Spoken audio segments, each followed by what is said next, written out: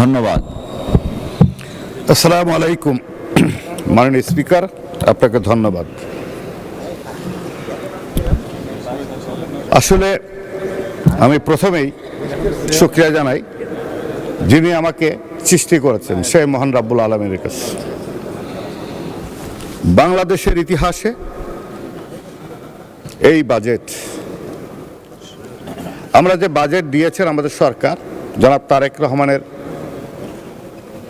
নীতিমালাকে উপলক্ষ করে জনাব আমাদের মন্ত্রী, অর্থমন্ত্রী যে বাজেট দিয়েছেন, আমি তাকে স্বাগত জানাই, সাধুবাদ জানাই। আসলে আমার অবস্থান হলো কূপের ভিতর। কূপ চেনেন কিনা জানি না। কূপের ভিতর একটা ব্যাঙ, সে ব্যাঙ কূপের মধ্যে নিজেকে ভাবে এটাই তার পরিব্যাপ্তি অনেক বিশাল। কিন্তু জাতীয়তাবাদী দল বিএনপির নেতৃত্বে যে সরকার গঠন করা হয়েছে, এটা সমুদ্রে বসবাসের সমতুল্য। কূপের প্রতিচ্ছবি নিয়ে পরিব্যাপ্তি নিয়ে যারা কথা বলেন, তারা সাগরের কথা চিন্তা করতে হবে। তাই এই বিশালতা নিয়ে কথা বলে লাভ নেই, বাস্তব উপযোগিতায় সার্থকতা খুঁজে দেখতে হবে। আমরা অনেকেই সংসদ সদস্য হিসাবে এই বাজেটকে উপলক্ষ করে বিভিন্ন কথা বলি। আমার উপজেলা, আমার এলাকা, আমি রবিউল আউয়াল বলতে চাই, সারা বাংলাদেশ আমার। যেহেতু জনাব তারেক রহমানের একটি স্লোগান, সবার আগে বাংলাদেশ, সে বাংলাদেশের ক্ষেত্রে সমস্যা নেই এমন কোনো জায়গা নেই। আমরা যারা বাংলাদেশের নাগরিক, দলমত নির্বিশেষে, ধর্ম বর্ণ নির্বিশেষে বাংলাদেশের আগামী দিনের স্বপ্ন দেখতে হলে, উন্নয়নশীল দেশ থেকে উন্নত রাষ্ট্র, উন্নত বিশ্বে পরিচিত লাভ করতে হলে সফলতা সবার, আমার সকলের। এখানে দল ভেদাভেদ নেই, এনে ধর্ম বর্ণ ভেদাভেদ নেই। আমাদের বিবেক, সততা নিয়ে, নিষ্ঠা নিয়ে যদি কাজ করতে সক্ষমতা অর্জন করতে পারি, অবশ্যই বাংলাদেশ আগামী দিনে উন্নত বিশ্বের রূপ ধারণ করতে সক্ষমতা অর্জন করবে। বাংলাদেশের দীর্ঘ 17 বছর ফ্যাসিস্ট সরকার ছিল।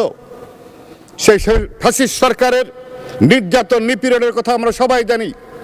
কিন্তু আমরা এই সংসদে এসে দেখতে পাই, আসলে 17 বছর যে চেতনা, 17 বছর যে দুঃখ কষ্ট ছিল, তা আমরা বোধহয় বেমালক ভুলে যাচ্ছি।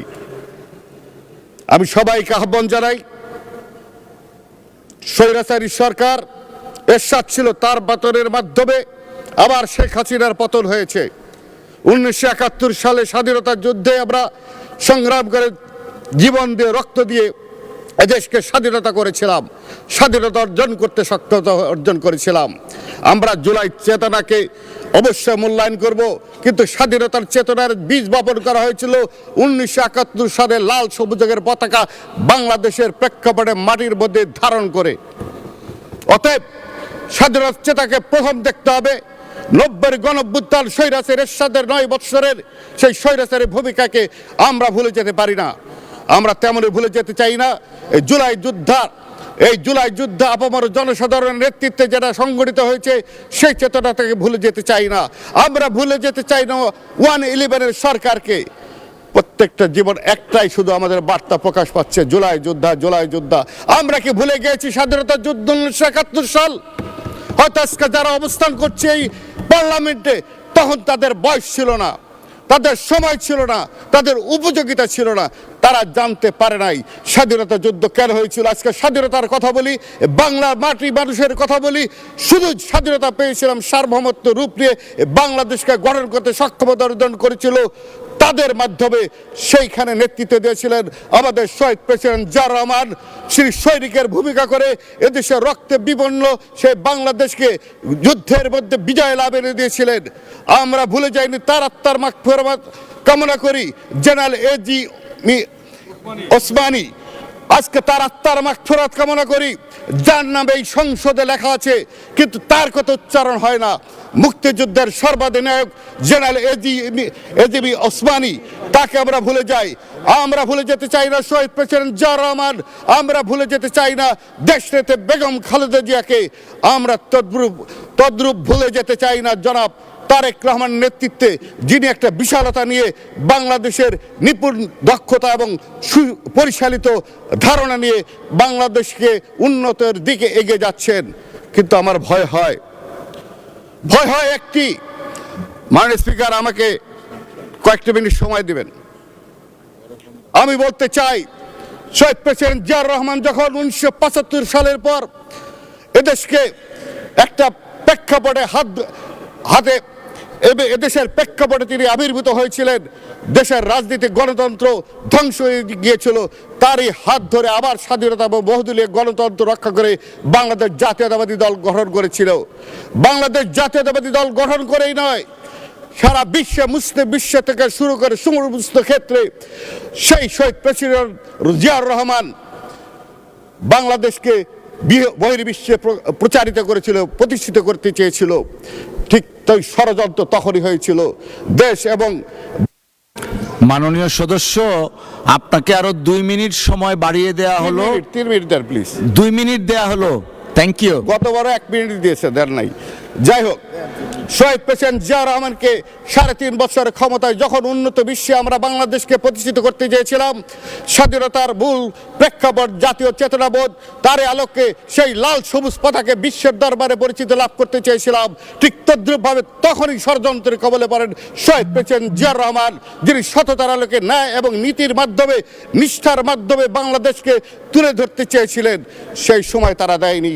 তাই আমার বড় ভয় হয়, যারা তারেক রহমানকে নিয়ে আজকে যিনি যেভাবে উন্নয়নের ক্ষেত্রে ধরে তুলে কাজ করছেন, তাকে নিয়ে আমার ভয় হয়, শঙ্কা হয়, এই ষড়যন্ত্রের কবলে যারা তারেক রহমান আবার পরে কিনা। তাই আমরা জাতীয়তাবাদী দলের নেতৃবৃন্দ, শুধু তাই নয়, বাংলাদেশের আপামর জনসাধারণ, ধর্ম বর্ণ নির্বিশেষে, দল মত নির্বিশেষে শহীদ প্রেসিডেন্ট জিয়াউর রহমানের সুযোগ্য সন্তান, বেগম খালেদা জিয়ার সুযোগ্য সন্তান, যারা আরাফাত রহমান কোকর সুযোগ্য ভাই, আমরা নিবেদিত প্রাণ থাকতে অবশ্যই সেই সংগ্রামে, সেই ষড়যন্ত্রের দাঁত ভাঙার জবাব দিয়ে অবশ্যই তার পাশে থাকবো ইনশাল্লাহ।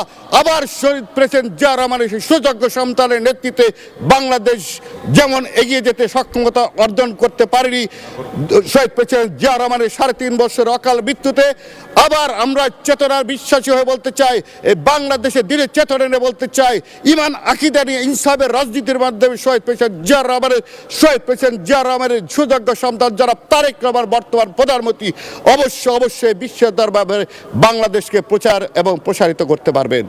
আসুন মিলেমিশে কাজ করি। আমাদের দেশে সেই ছেলে কবে হবে, কথাই না বড় হয়ে কাজে বড় হবে। আমি মনে করি শহীদ প্রেসিডেন্ট জিয়াউর রহমান সেই সুযোগ্য সন্তান প্রধানমন্ত্রী বর্তমান যারা তারেক রহমান, সেই ছেলে এখন বড় হয়েছে, সেই ছেলে আগামী দিনে দিকপাত হয়ে বাংলাদেশের গণ উন্নয়নে। অসংখ্য ধন্যবাদ মাননীয় সদস্য। আলোচনায় অংশগ্রহণ করবেন জামালপুর 5 আসন থেকে